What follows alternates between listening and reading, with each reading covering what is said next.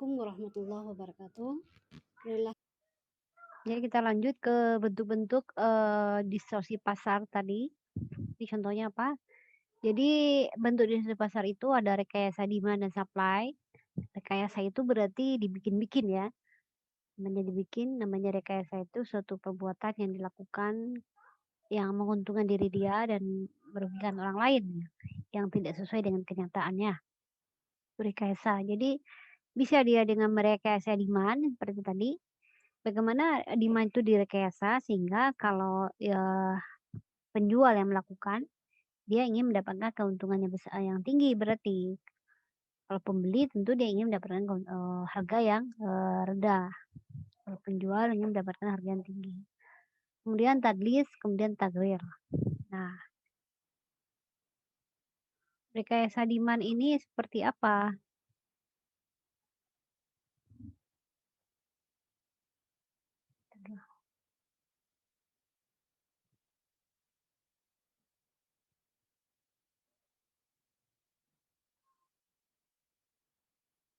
Rekayasa demand ini, kalau demand itu namanya baik najas ya, baik najas. Kalau rekayasa supply, itu contohnya, itikar. Nah, baik najas itu apa? Dari debak najas ini salah satu bentuk distorsi di mana dia merekayasa demand. Tujuannya adalah untuk menaikkan harga, gitu ya. Nah, apa sih namanya bait najas? Bait najas adalah bila seseorang itu dia menciptakan permintaan palsu, false demand. Seolah-olah banyak permintaan terhadap barang yang dijual sehingga harga menjadi naik. Jadi dia mencoba, menciptakan permintaan palsu. Misalnya dia meminta seseorang untuk membeli barangnya atau teman-temannya atau, konco-konconya lah, beli barangnya atau memuji-muji barangnya sehingga orang tertarik untuk, ikut membeli barang yang dia, jual. Jadi orang lain pun merasa terpancing untuk ikut membeli, kayak gitu. Nah di situ ketika dia, ketika harganya naik, nah ketika ada permintaan kan harga naik, ketika permintaan naik kan harganya, naik kan, supply tetap, harga naik. Supply tetap, kemudian permintaan naik, maka harga menjadi naik kan tadi. Nah, kita bahas. Nah, di sini tujuannya ini. Tadi yang ini, yang pertama kan di sini, ketika permintaannya, ketika, si penjual menyuruh teman-temannya untuk membeli, berarti kan permintaan naik tuh seolah-olah. Ini yang garis putus-putus ini rekayasa ini, seolah-olah ada permintaan naik kayak gitu. Maka harganya menjadi naik. Awalnya 100 maka menjadi 120 gitu. Ini cuma semacam, rekayasa saja gitu tujuannya. Di mana tujuannya itu adalah untuk menaikkan harga ini. Dia mengambil keuntungan ketika, normalnya sekian, maka ketika terjadi namanya bai'an najas ini harganya naik, nah selisih itulah keuntungan tambahan yang dia peroleh, kayak gitu. Nah, ada lagi nggak kira-kira contoh di pasar sekarang apa? Ada yang bisa kasih contoh nggak? Nah, untuk PR aja nanti. Oke, selanjutnya. Nah nah baik najas ini hukumnya apa? Memang, berbeda pendapat ulama tetapi, intinya kalau merugikan itu nggak boleh gitu. Al-Kasani misalnya, hukumnya apa? Makruh ketika pembeli mendapatkan harga yang tinggi, jauh lebih tinggi di atas harga pasar. Jadi ketika ada baik najas, pembeli membeli dengan harga yang tinggi, maka itu makruh kata Al-Kasani. Tapi kalau misalnya, harga yang dibayar itu adalah harga pasar, maka kata Al-Kasani itu boleh, harga pasarnya, sama harganya gitu. Dan juga istilahnya tidak ada, eee, artinya dia menjelaskan apa adanya, kayak gitu, nggak masalah. Tapi kalau misalnya dia, barangnya jelek dikatakan baik, ya itu juga nggak boleh. Kemudian Al-Mawardi, hukumnya sah, tetapi si pembeli mempunyai hak untuk mengembalikan barang yang dia beli ketika mengetahui bahwa orang yang menjual tersebut itu bekerja sama dengan pelaku bea najas. Jadi kita udah beli nih, harganya tinggi kan. Di belakangan kita tahu kalau yang beli itu, yang banyak beli itu ternyata teman-temannya. Kemudian, nah si pembeli itu dia punya hak untuk mengembalikan. Kalau dia boleh mengembalikan itu boleh, tapi kalau tidak boleh. Nah tapi kalau misalnya orang yang, memuji barangnya itu tidak ada kerjasama ya, tidak ada kerjasama, dia tidak bisa mengembalikan, tidak boleh. Misalnya kita udah beli nih, "Ah, saya nggak mau ah, tadi orang banyak muji-muji, ternyata itu kayaknya nggak sesuai deh." Tapi kalau yang muji itu bukan tidak ada kerjasama dengan, si penjual, nah itu nggak bisa dikembalikan gitu. Dan dia juga memuji apa adanya misalkan. Nah jadi seperti itu. Itu di antaranya ya. Oke, ini agak najas. Kemudian, selanjutnya adalah ihtikar, rekayasa supply, ihtikar ya. Nah, ini kalau supply berarti kan ihtikar ini kan adalah penimbunan barang yang dilakukan oleh penjual, kemudian menjual kembali barangnya pada saat harga sudah naik. Nah ini dilakukan untuk apa? Pasti untuk mencari keuntungan kan. Nah, seperti tadi yang kita udah bahas. Ini kan titik yang pertama nih. Ini yang saya ini pakai laser ya. Nah, ini titik equilibrium yang pertama nih ya. Kemudian supply-nya itu berkurang, tiba-tiba berkurang. Kenapa? Ditimbun. Jadi dia naik ke kiri atas supply-nya kan. Nah, supply-nya berkurang. Ini dari 100 menjadi 80. Tuh.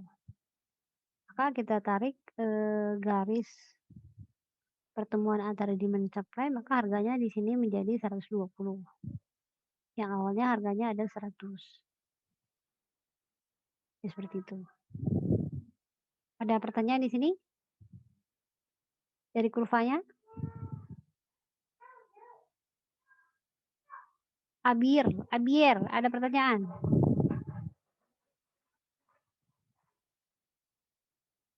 Pertanyaan nggak? Aditya Dimas? Kalau nggak ada lanjut.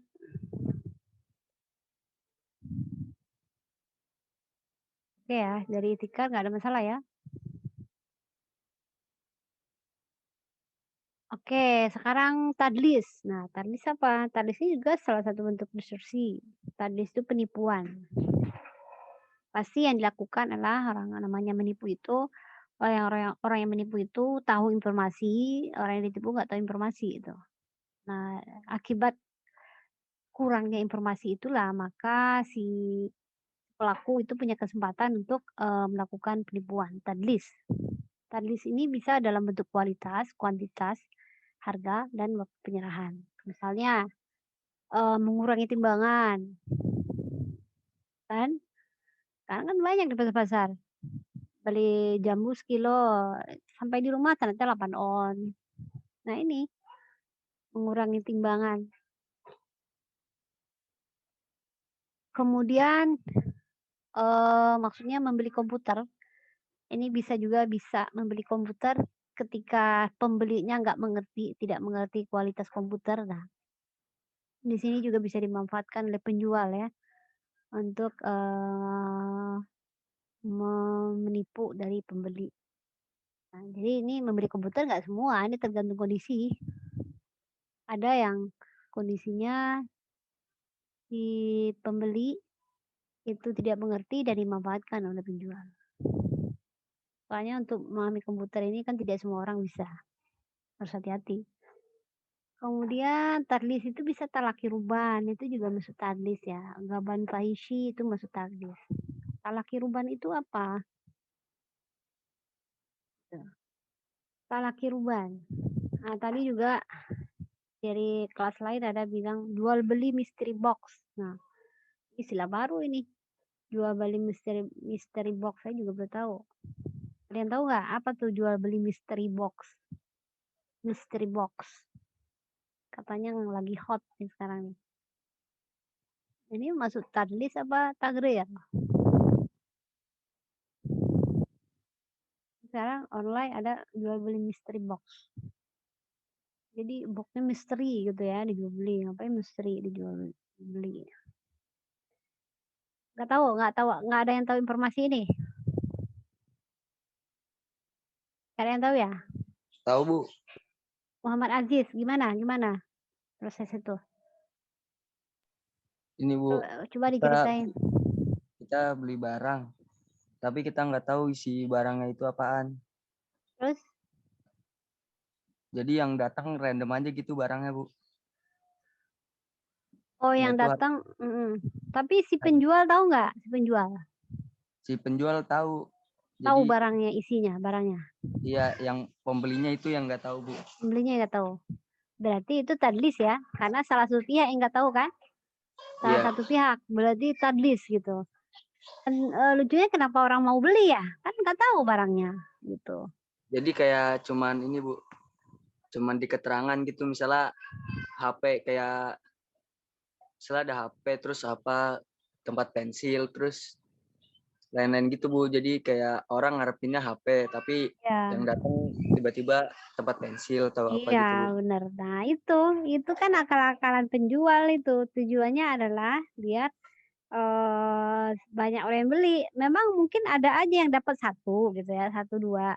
Tapi kan yang 200 orang lagi itu dapatnya kotak pensil misalkan atau kotak-kotak yang lain. Maksudnya tuh harganya di bawah itu. Harganya berapa satu box?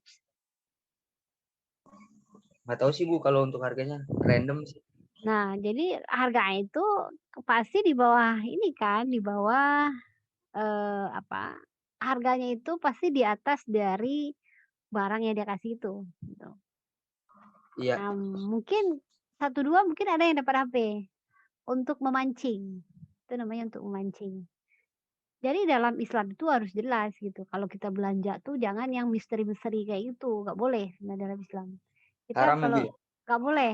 Ya, ya Haram itu berarti. karena itu masuk kepada kita sendiri dalam ketidakjelasan. Kita sendiri ada ketidakjelasan di situ. Kemudian juga nanti akan salah satu pihak akan kecewa gitu. Itu distorsi dalam Islam. Nggak boleh ya, ulama ya tidak membolehkan karena nanti kamu pasti akan kecewa kalau nggak dapat. Mungkin pertama bisa saja kamu dapat, ya kan? Tapi yang ketiga, keempat, kelima, dan ke-10 kamu akan semakin, wah enak nih dapat HP, 50.000 aja dapat HP. Ya kamu udah belanja sampai berapa puluh kali, akhirnya cuma dapat kotak pensil atau apa. Ya kalau beli HP, beli aja HP 1 gitu kan, berapa. Jadi itu untung-untungan tuh sifatnya tuh, untung-untungan kan, namanya untung-untungan ya nggak boleh itu, untung-untungan dalam hal ini ya. Ya kalau dalam berbisnis ya boleh untung-untungan, tapi bukan yang ini maksudnya. Kadang untung, kadang rugi gitu, nah itu beda lagi. Jadi kalau namanya, transaksi itu harus jelas barangnya apa, kualitasnya bagaimana, kuantitasnya bagaimana, harganya, waktu penyerahan, itu di awal-awal sudah jelas, tujuannya apa? Agar tidak terjadi yang namanya, kekecewaan dari salah satu pihak, tuh. Kalau ini pasti banyak yang kecewa nih, mungkin satu orang bahagia, tapi yang kecewanya lebih banyak lagi. Dan yang penjual nggak mungkin dia mau jual rugi, nggak mungkin, pasti dia mau cari untung. Ini, penjualnya perlu dikasih pencerahan nih, nggak boleh nih sistem kayak gitu. Itu, wah, itu perlu dikasih ini juga tuh, fatwa juga itu kali ya, nggak jelas. Kalau sampai merebak gitu di masyarakat ya, itu akhirnya kayak judi jadinya nanti. Oke, selanjutnya talaki ruban. Talaki ruban ini apa nih? Talaki ruban itu, nah kita lihat di sini ya, talaki ruban. Nah, ini kamu lihat ini jalan ya, ini dari desa. Nah, dari jalan ini, dari kampung sini nih orang desa jalan-jalan mau jualan hasil panennya ke kota. Nah, di tengah jalan tuh dicegat oleh pembeli yang nanti juga akan menjual. Nah, tengah jalan terjegal penjualnya. Jegat itu maksudnya dia mau beli barang tersebut, tapi dengan memanfaatkan ketidaktahuan dari penjual untuk tentang harga pasar. Kan dia belum sampai ke pasar, jadi dia nggak tahu harga pasarnya berapa, gitu. Di sini, wah harganya sekarang murah nih, jeruk ini murah harganya sekarang lemon gitu kan. Harganya 5.000 sekilo gitu. Oh gitu, emang iya gitu. Oh daripada susah-susah ke kota, mendingan dijual aja di sini. Nah akhirnya kan dijual lah dengan harga yang murah dengan memanfaatkan ketidaktahuan dari penjual. Padahal di kota itu harganya lebih mahal mungkin.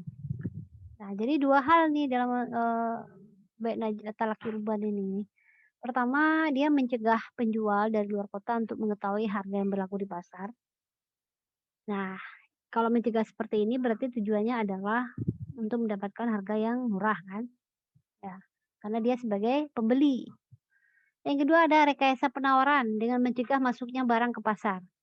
Nah, ini tujuannya adalah agar harganya menjadi tinggi gitu. Jadi dia 2 kali dapat nih untungnya. Pertama sebagai pembeli dia itu, dapat harga yang murah, kemudian sebagai penjual dia harganya tinggi. Nah ketika, barang itu tidak masuk di pasar kan, istilahnya apa tadi, supply-nya berkurang ya, penawarannya. Kalau penawarannya yang berkurang berarti harganya naik kan, ya enggak? Berarti ini 2 kali untung nih, di sini harganya murah, di sini harganya tinggi. Tuh, talaki ruban. Makanya Nabi itu sangat melarang orang mencegah, pedagang dari desa itu, mencegah di tengah jalan itu nggak boleh gitu.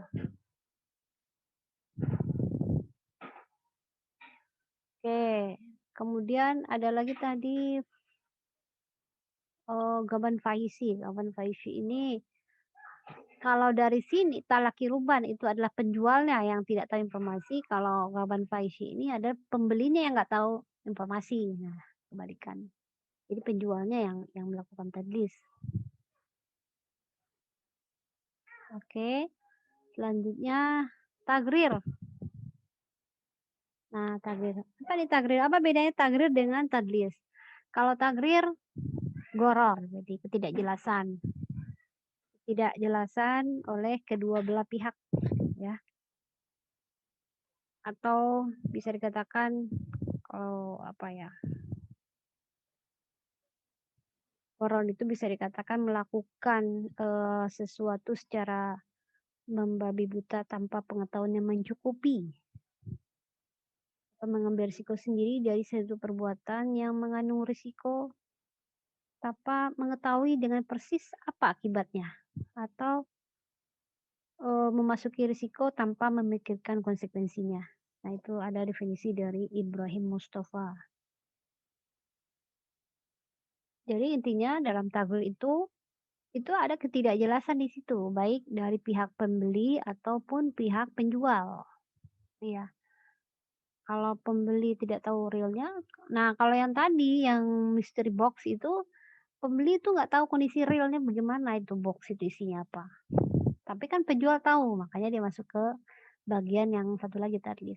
Tapi kalau tagrir ini dua-duanya nih, penjual dan pembeli nggak tahu. Nah, kalau pada zaman Nabi itu banyak sekali nih masalah tagrir. Misalnya menjual ikan dalam air. Nah, menjual ikan dalam air kok nggak boleh? Gitu. Ya, menjual ikan dalam air. Ada nggak sekarang? Ya, jualan ikan, kalau sekarang tuh misalnya, ya, jual ikan, tapi 1 jam gitu kan. Jual ikan tapi ininya 1 jam, jam. Kalau jual ikan kan kilo ya, ini ukurannya jam. 1 jam itu ikannya dikasih makan dulu, akhirnya 1 jam nggak dapat apa-apa. Kan ikan itu belum dimiliki ya, jadi nggak bisa gitu. Atau menjual burung yang masih di udara, udah saya jual tuh burungnya tapi masih di udara kan. Nggak tahu tuh burung itu dia bisa diperoleh apa enggak gitu. Jadi itu istilahnya menjual barang yang tidak ada di tangan. Maka kata Nabi, "La tabi' ma laisa indak." Janganlah kamu menjual barang yang tidak ada di sisimu. Kalau nggak ada di tangan kita itu jangan dijual gitu. Lagi bisa terbang gimana? Belum tahu tuh burung yang terbang itu bisa diambil. Atau jual anak hewan yang masih dalam perut ibunya. Nah, itu juga nggak jelas kan? Apakah anak itu sehat? Apakah anaknya itu meninggal? Apakah nanti kembar 10, ya kan? Nggak tahu. Atau jual beli jon. Nah, jual beli jon ini yang sering terjadi di masyarakat nih. Jual beli jon. Jual beli jon ini misalnya menjual buah yang masih dalam bentuk putiknya. Menjual mangga tapi masih bentuk putiknya. Nah, ukurannya pun bukan kilo, ukurannya adalah hektar. Ukurannya adalah pohon gitu ya. Kalau menjual mangga itu ukurannya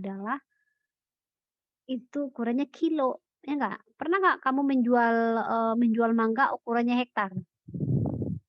Atau menjual mangga ukurannya meter, ada nggak? Atau beli. Ada nggak? Enggak, Bu. Nggak ada. Nabila, kamu pernah beli buah-buahan nggak? Pernah, Bu. Apa ukurannya ketika kamu beli? Kilo. Kilo kan? Kilo, nggak mungkin jual buah ukurannya meter. Berapa meter? Saya mau beli mangga, berapa meter mangganya? Mangganya berapa meter? Nggak ada. Jadi juga tagrir ini itu juga banyak menjual barangnya tidak sesuai dengan ukurannya kayak gitu. Dan di situ ada ketidakjelasan tentang kualitas, kuantitas, harga, dan waktu pemilahan. Nah, sehingga itu tidak diperbolehkan. Oke ya. Nah, itu tentang distorsi yang ada kira-kira yang harus kita pahami yang dalam pasal itu harus dihilangkan kayak itu. Dan bagaimana cara menghilangkannya? Bagaimana cara menghilangkannya? Ya dengan menghilangkan distorsi itu gitu. Bagaimana caranya harga di pasar itu terjadi rela sama rela ya dengan menghilangkan distorsi itu. Artinya penyakitnya apa nih gitu? Penyakitnya misalnya ada tadlis, ada yang melakukan tadlis ya, orang tadlisnya harus ditindak. Misalnya timbangannya itu sengaja gitu ya, diberat-beratkan. Ya itu orang yang pelakunya itu harus ditindak gitu. Karena Nabi sendiri kan menindak orang yang melakukan distorsi di pasar. Nabi keliling-keliling, kemudian ketemulah orang yang meletakkan gandum basah di bawah, gandum kering di atas, gitu kan. Ketahuan sama Nabi, ya udah kamu tuh taruh gandum keringnya di atas, gandum basahnya di atas biar orang lain tahu. Kalau misalnya di bawah orang lain nggak tahu. Dan dia ngambil, nanti gandum basahnya ikut. Nanti apakah kiloannya jadi berat atau gandum basahnya tidak bagus kayak gitu. Nah, kalau kamu tidak mau melakukan itu, kata Nabi, ya keluar dari pasar ini. Nah, jadi seperti itu. Tapi kalau nggak mau tuh suruh keluar. Jadi orang-orang jadi betul-betul dibasmi gitu yang pelaku-pelaku dari distorsi itu. Jadi dalam Islam itu ya penyakitnya apa, ya itu yang diobati. Penyakitnya ada tagrir ya, tagrirnya dihilangkan. Ada terlis, ada baik najas, laki ruban ya itu. Kemudian ditambah ada peraturan-peraturan apa yang menguatkan itu boleh. Oke, sampai di sini kuliah kita hari ini. Ada pertanyaan? Pribadi? Ada yang mau ditanyakan? Udah cukup jelas, udah mengerti dari kurvanya. Oke ya, silakan nanti absennya jangan lupa ya diulu. Nah, nanti kemudian silakan dikerjakan tugasnya itu ya. Ada satu lagi yang lupa di tugasnya. Itu kan tugasnya mencari contoh satu di koran ya. Korannya kemudian di screenshot kalau dari internet itu. Nanti linknya juga di copy atau dari koran yang asli itu difoto juga boleh. Kemudian dikomentarin, nah ada yang lupa saya bikin di situ, kemudian dibikin kurvanya seperti apa ya. Ngerti nggak tugasnya? Udah ya, ada pertanyaan dari tugasnya? Ada, Bu. Nggak ada tugas, nggak ada pertanyaan, berarti udah bisa dipahami ya. Oke, selamat